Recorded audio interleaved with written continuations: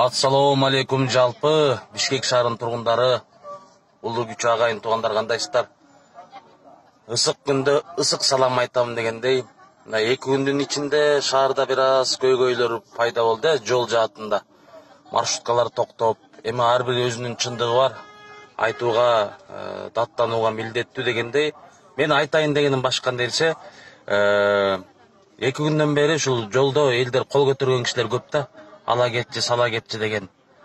Анан мен байкашымча ушул көп адамдар ушул 50 сом, 100 сом, 200 сомго салып жеткирип аткандар байкап атам. Анан менде бир ой келет да. Заман ушундай болуп баратат. Бул шаардагы нерсе айылга жеткен эч агы эле. Биз жаш кезде тиги чөп чабышкан деле, жардамдашып ашарга келген деле, жөн эле акысы жок эле келип жардамдашчу эле.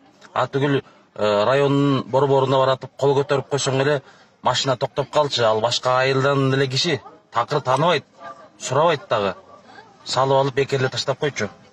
Азыр пейил такыр башка болду, бүт соода саттык менен эсептешип калдык да. Эми ушул 2 күндө эл кыйналып атат.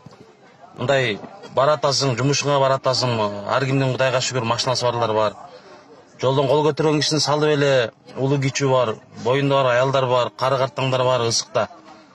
Мындай эле 50 сом албай, 100 сом албай эле тап бүти жолдон үйүнүн тушуна таштап койсок кандай дейсиздер?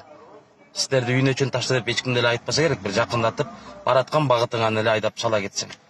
Эми чоң жиптин ичинде, же кичинекей фиттин ичинде дегендей мага окшоп. Эми жалгыз кеткенден көрө жаныңа 2-3 кишини салып алып таштап койсоң сооп болсо керек. Адамгерчилик болсо керек. Бир кыргызчылык ушундан ойгонот. Туугандар, келгиле мындай кичине нарыдан бери кылып, ушундай кырдаалда тыйын жасап алалы деген түшүнүк болбойт. Ал деле жукпайт. Ашып кетсе 1-2 күн болор, өкмөт чечкенче. Ошондуктан келиңиздер. Чоң машинанын ичинде жалгыз айдап көчөдөн кол тоскондорду чочуркап карап кеткенден көрө бекерле салып үйүнгө чейин кете бериңиз, жолдон түшүп калат түшчү жеринен. Ушундай кылсак кандай болот?